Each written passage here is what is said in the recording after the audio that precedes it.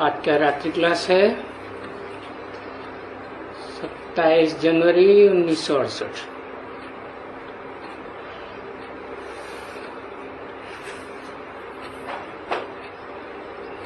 ये जीवन मुक्ति के लिए योग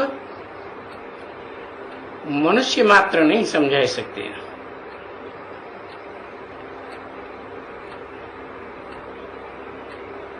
क्यों नहीं समझा सकते हैं? कि मनुष्य तो दुनिया में 500-700 करोड़ हैं, अनेक धर्मों के मनुष्य मात्र हैं। तो उनमें जो और धर्मों के अपने पक्के हैं वो तो मुक्ति में ही जाते हैं, जीवन मुक्ति में जाते नहीं। और यदि जाते भी हैं तो एक जन्म के लिए, तो क्या समझाएंगे? तो देखो, ये सभी अक्षर लिखने के हैं कि मनुष्य मात्र जीवन मुक्ति का राज नहीं समझा सकते। तो कोई बहुत पढ़ सके,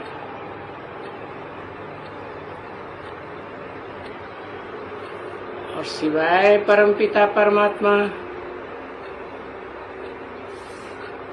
मुक्ति और जीवन मुक्ति के लिए कोई योग सिखला ही नहीं सकते।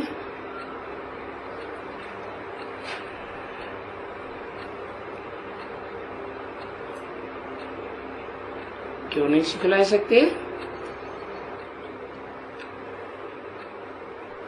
क्योंकि सब बंधन में बंधे हुए हैं।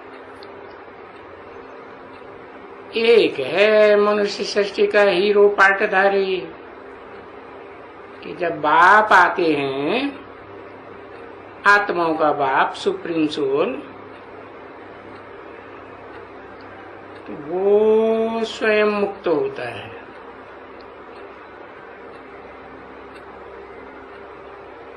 अनेकों के बंधन से, और एक बाप के बंधन में बंधता है।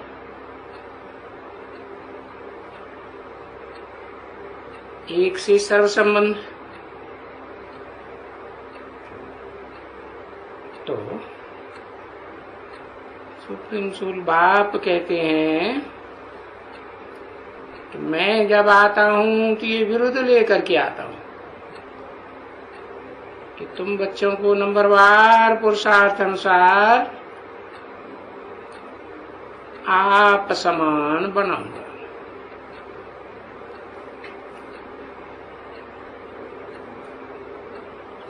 तो मुक्ति जो पाते हैं वो तो सब हैं जो मुक्ति पाते हैं। मनुष्य मात्र में कोई ऐसा नहीं है जो मुक्ति न पाता हो। प्राणी मात्र की भी मुक्ति होती है, परंतु मुक्ति का राज सिवाय सुप्रीम सोल बाप और बाप समान बनी जो आत्मा है मनुष्य सृष्टि की, उसके सिवाय मुक्ति और जीवन मुक्ति का राज कोई सिखला ही नहीं सकता। तो सब बंधन में एक दूसरे के मोह में बंधे रहते हैं।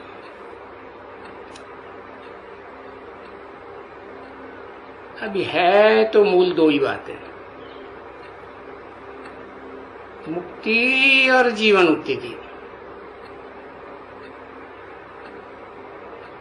तो अगर लिखा हुआ होगा तो भले आकर के कोई भी पूछे, तो फिर उनको समझाया जा सकता है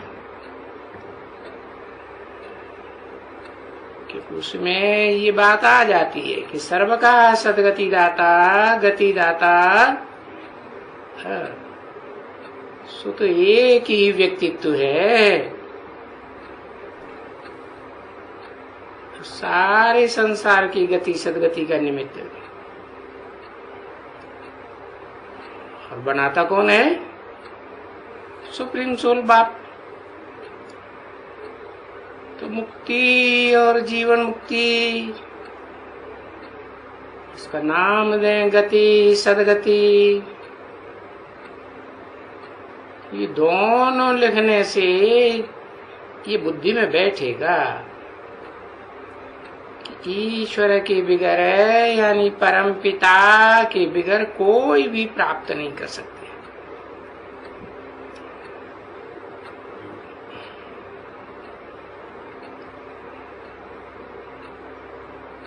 अगर आत्माओं का वो परम पिता ना आवे तो जो मनुष्य सृष्टि का हीरो पार्टदारी वो भी नहीं प्राप्त कर सकता।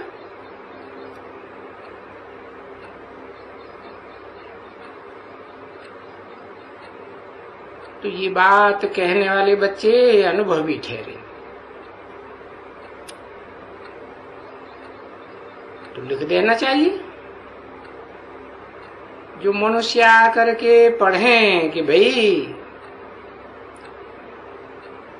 ये मुक्ति और जीवन मुक्ति, या कहो गति सदगति, सन्यासी जो सिखलाते हैं,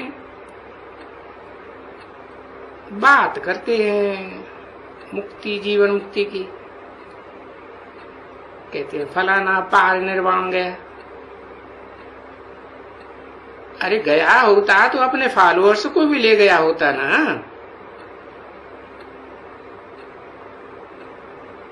अभी तो संख्या सब की बढ़ती जाती है। इस दुनिया में हर धर्म की आबादी बढ़ रही है या घट रही है? बढ़ ही रही है ना। तो ये सन्यासी तो सिखला ही नहीं सकते। सन्यासी क्यों कहा? क्योंकि ये प्रवृत्ति मार्ग में पक्के रहते ही नहीं है, भले नंबरवार सन्यासी, लेकिन सभी धर्म पिताएं, जो भी मानवीय धर्म पिताएं हैं, उनको क्या कहेंगे? सन्यासी कहेंगे या पक्का गृहस्थी कहेंगे? सन्यासी कहेंगे। तो ये सन्यासी तो राजयोग सिखा ही नहीं सकते हैं। तो ये सब सिखलाते होंगे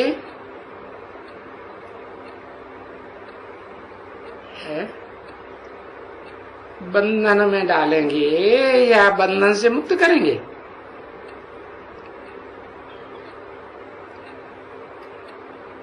नहीं सिखला सकते, न गति न सदगति। बाकी ये अक्षर तो राइट है, और कोई भी अक्षर हो ही नहीं सकता है।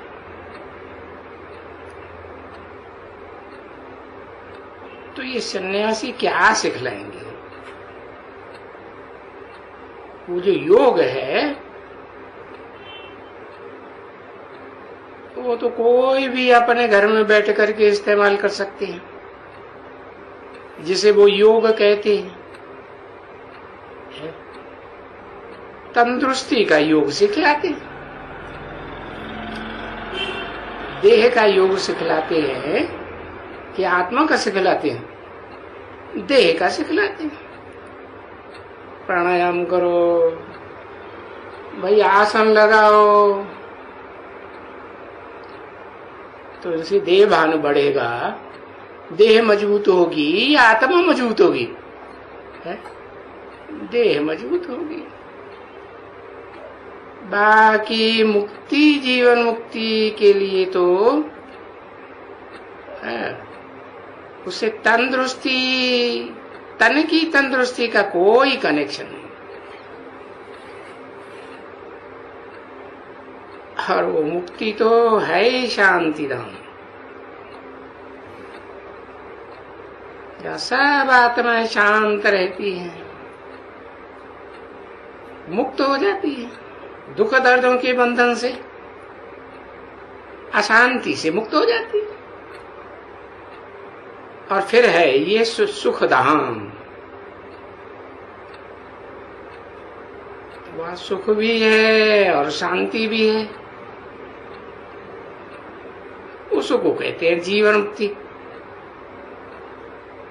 कि जीवन होगा तो सुख होगा, जीवन ही नहीं तो सुख और दुख कैसे अनुभव करेंगे। तो जीवन में भी रहें लेकिन दुख अनुभव न करें, सुख ही सुख अनुभव करें, दुखों के बंधन से मुक्त। तो उसमें कोई देह की तंदुरुस्ती की तो बात ही नहीं। उसका तो नाम ही है शांति धाम। कौन रहते हैं? आत्माएं रहती है। देह और देह के 5 तत्व तो वहां होते नहीं। और सुखधाम में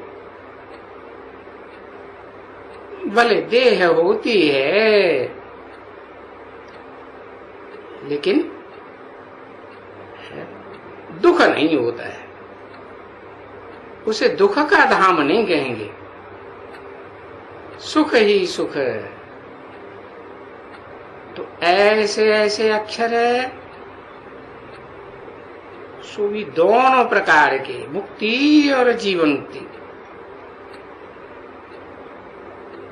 लिखना चाहिए। गति सदगति सिवाय बाप के कोई दे ही नहीं सकता। तो लिखो परमपिता परमात्मा। तो वो सबका पिता हो गया।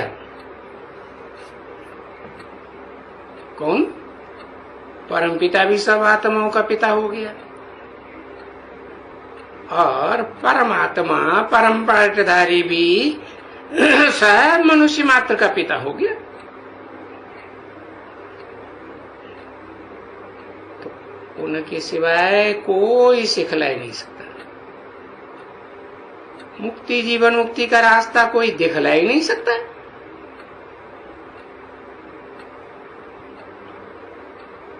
और वो भी सिखलाए देते हैं। भाई जब कि ये नई दुनिया और पुरानी दुनिया का संगम युग होता है तब ही सिखलाते हैं। तो वो जो सन्यासी योग योग योग कहते रहते हैं ना,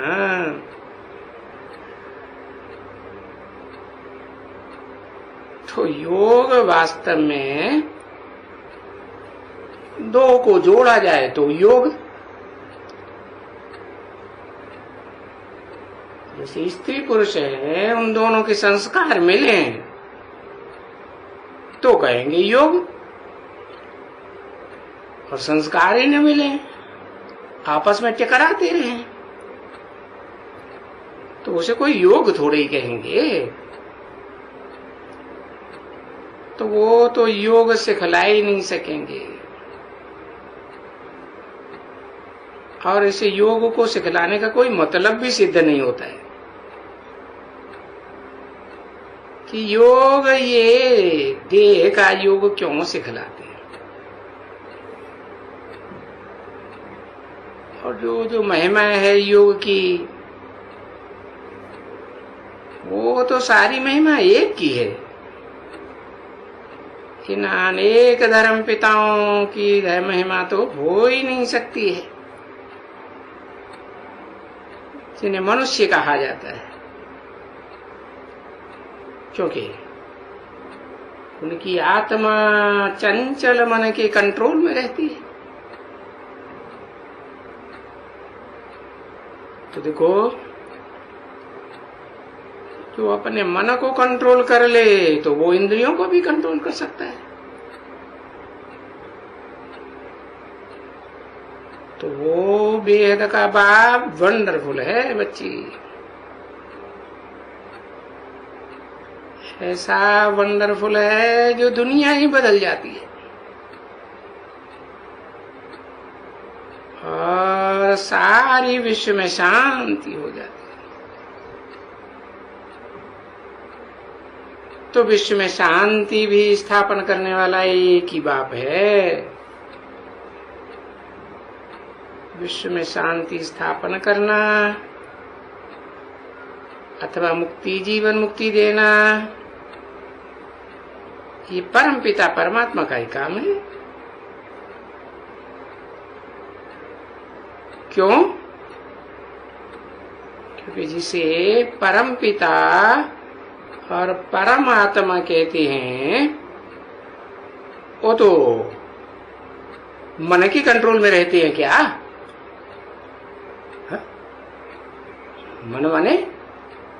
मन माने संकल्प विकल्प करने वाली शक्ति है, सोचने विचारने की शक्ति। सोचेगा विचारेगा वो जो अज्ञानी हो,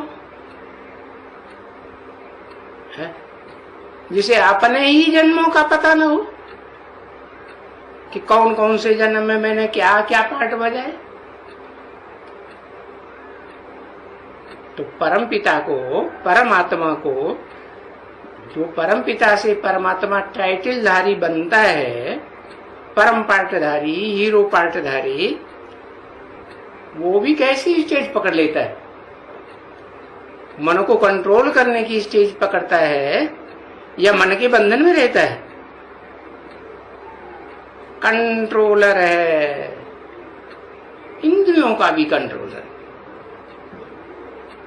तो उसे मनुष्य तो नहीं कहेंगे। मनुष्य उसे कहा जाता है जो मन के बंधन में हो। तो ये मुक्ति जीवन मुक्ति का काम मनुष्य नहीं कर सकते। तो ऐसे ऐसे विचार सागर मंथन करके जिससे कोई भी समझे कि भाई ये मुक्ति जीवन मुक्ति का राज तो कोई दूसरा सिखला ही नहीं सकेगा। तो चित्त के नीचे में ऐसे ऐसे सर्कमस्टांसेस देने चाहिए जो कोई को अच्छी तरह से लग जावे कि इनकी बात बिल्कुल बरोबर है। तो बेचारे इतने जाकर के योग के पिछाड़ी फंसे हुए, योग योग करते रहते। तो जब वो ये बात समझ जाएंगे तो वो कोई भी नहीं उस योग में फंसेंगे। बाकी ये सिखलाना है,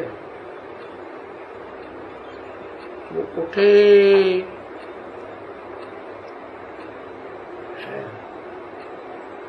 उठेंगे फिर नीचे आवेंगे, फिर टांगे ऊपर करेंगे और ये करना वो करना, ये तो देखो जन्म जन्मांतर से चला आया। लेकिन दुनिया तो बदली नहीं, दुनिया तो और ही नीचे जाती रही, दुख दर्द बढ़ते रहे।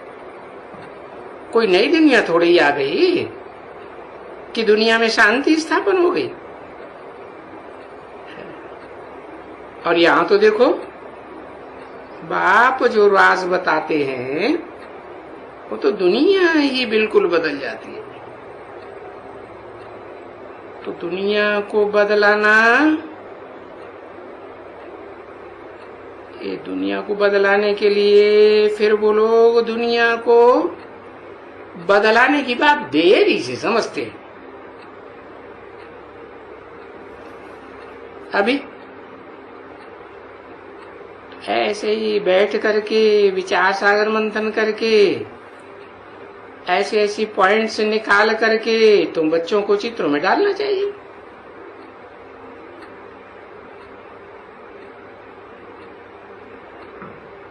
और एज वहां कितनी होती है?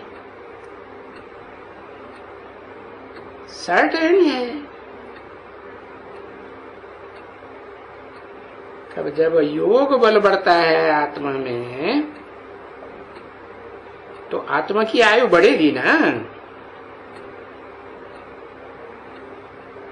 आत्मा जो भी जन्म लेगी तो लंबे समय तक उसकी देह स्थिर रहेगी ना। तो आत्मा भी एक तरह का बीज है। जैसे बीज पावरफुल होता है तो वृक्ष भी पावरफुल होता है, लंबे समय तक टिकता है। तो बीज कमजोर है तो डेथ जल्दी हो जाती है। और बाकी ये तो जरूर है कि डेथ तो सर्टेन आती है।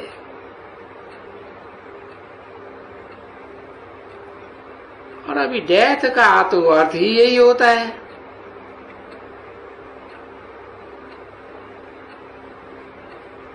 ये जो देवताएं हैं ना, उनकी तो डेथ नहीं कहेंगे, वहां कोई मरते ही नहीं है अमरलोक में। क्यों? वो तो स्वेच्छा से शरीर छोड़ते हैं, कोई दुख दर्द नहीं होता। नहीं तो इस दुनिया में मृत्यु के दुख, उससे तो लोग कितना डरते हैं। तो ये कोई नहीं जानते हैं कि नई दुनिया में वहां डेथ नहीं होती है, वो तो अमर लोक है। मरने का सवाल ही नहीं, तो वहां मृत्यु नहीं होती है, ऐसे ही कहेंगे। मृत्युलोक, उसमें मृत्यु होती है, डेथ होती है। और अमरलोक, उसमें अमर रहते हैं।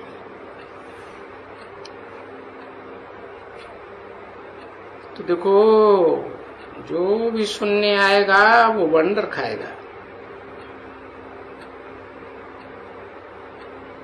पूछेगा ये अमरलोक में मनुष्य अमर कैसे रहते हैं? तो बताओ भाई, तुम बच्चे तो जानते हो कि बरोबर भाई नाम ही है अमरलोक, अमर कथा।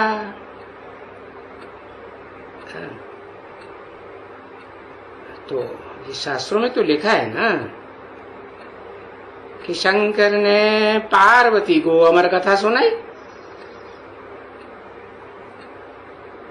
और अमर किसको कहा जाता है? भाई अमर तो कोई सदा के लिए रह ही नहीं सकता है। तो फिर ये अमर का अर्थ क्या है? तो इसका अर्थ है वाकई कोई मुश्किल से समझती है कि भाई वहां आयु बड़ी लंबी होती है, और जब आयु पूरी होती है तो समय होता है तो आप ही एक शरीर छोड़ दूसरा ले लेंगे। यानी जैसे कपड़े कोई चेंज करता है, ऐसे ही वो शरीर रूपी वस्त्र त्याग देगा।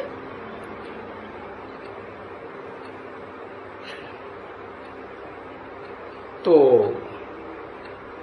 उसको कोई मृत्यु थोड़े ही कहेंगे। ऐसे ही होता है जैसे कपड़ा चेंज कर लिया, आप ही पुराना कपड़ा छोड़ करके नया पहन लेते हैं, तो फिर उनको मृत्यु नहीं कहा जाता है। तो ये सभी समझने की बातें होती हैं, वो भी फिर किसी को समझाई जाए तो बैठ करके समझे। तो फिर पहले खुद बहुत अच्छी तरह से समझ करके, और समझाने वाला खुद ऊपर चढ़ा हुआ होगा ना। एक डाका, दो डाका, 3-4 डाका चढ़ चुका होगा तो दूसरों को भी समझा सकेगा। तभी उनको ऐसे ऐसे बहुत बातें समझा सकते हैं। तो जो जितना आएगा और जितने रोज आएगा, ये तो पक्का है कि भाई नई नई बातें सुनते रहेंगे। और जब नई नई बातें सुनते ही रहेंगे तो पक्के हो जाएंगे। परंतु ऐसे पक्के हो जाने वालों की नब्ज बड़े ध्यान से परखनी होती है, उसके वातावरण से जानना होता है। क्योंकि आजकल बहुत ऐसे होते हैं ना, अरे सारी दुनिया में, अब तुम बच्चे तो जान गए काम महाशत्रु है। तो ये काम महाशत्रु बहुत कोशिश करते हैं। बाबा कहते हैं ना, ये आंखें बड़ी क्रिमिनल हैं,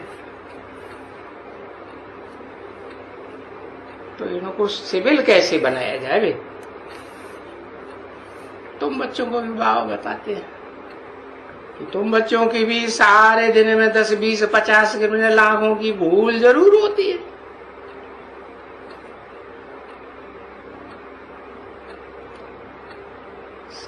जनवरी 1968 की रात्रि क्लास का दूसरा पेज। तो सब है तो क्रिमिनल आई। तो ये आंखों का विकार, इंद्रियों का विकार, ये सारा है तो ना। इसलिए भी वो कथा है कि आंखें निकाल दी उसने अपनी। अभी तो तुम बच्चे जानते हो, हमारी आंखें निकालने की तो कोई हमको दरकार ही नहीं है। यहाँ तो देखो बाबा कैसी युक्ति समझाते हैं। जो ये आंखें निकालने की दरकार ही नहीं है।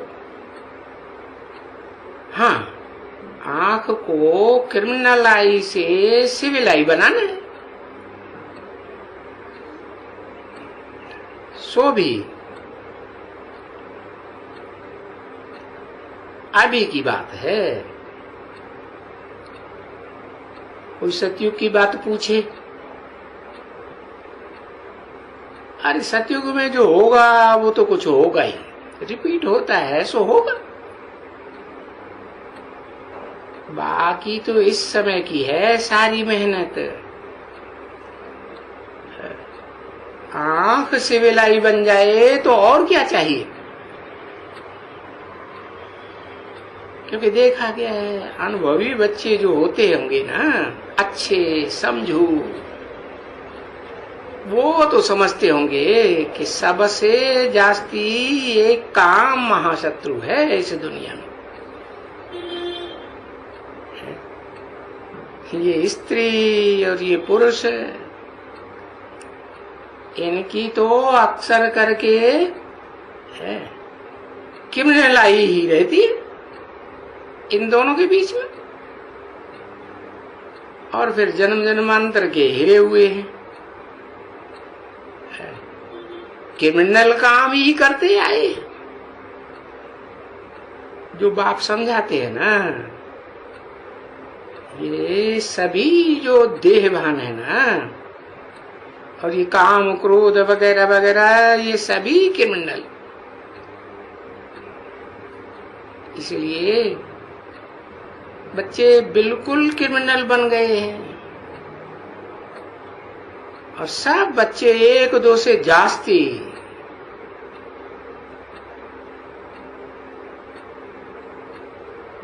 एक दो से जास्ती जब सभी क्रिमिनल हैं,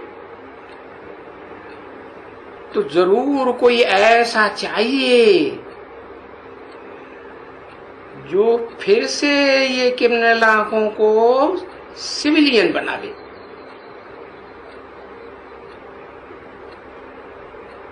तो देखो कि कैसी अच्छी युक्ति रची हुई है बाबा ने।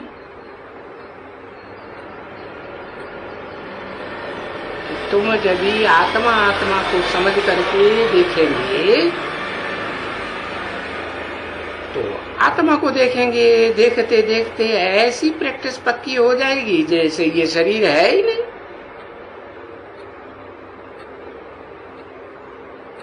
तो वो दृष्टि जो है ना, हर बात में दृष्टि की बात है ना, देह दृष्टि, आत्मिक दृष्टि,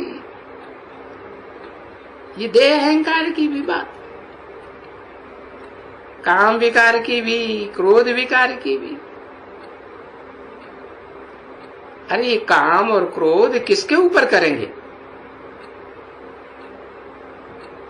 क्योंकि मंजिल बच्चों को समझनी चाहिए। अरे बच्चे तो विश्व के मालिक बनने वाले हैं,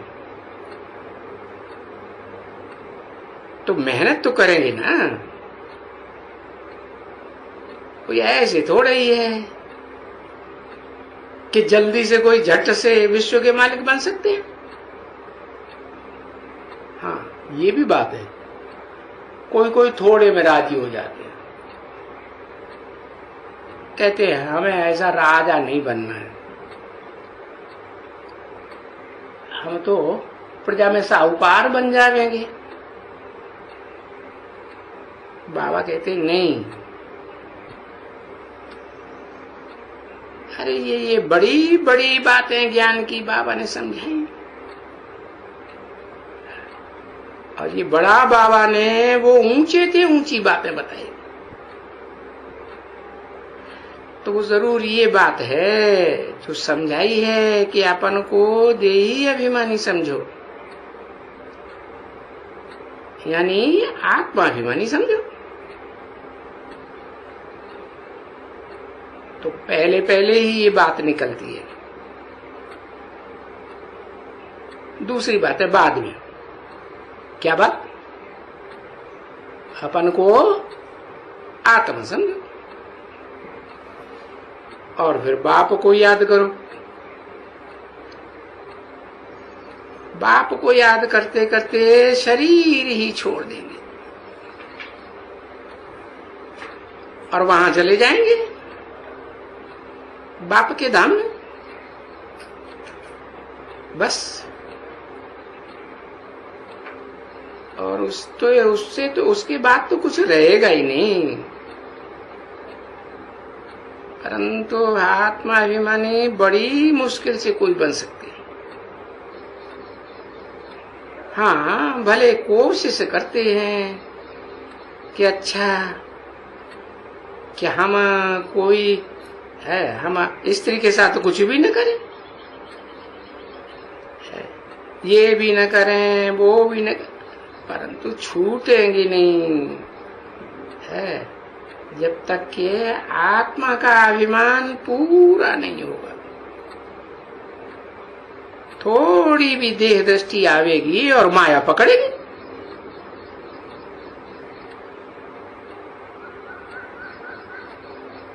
तो जब वो देह की दृष्टि नहीं रखेंगे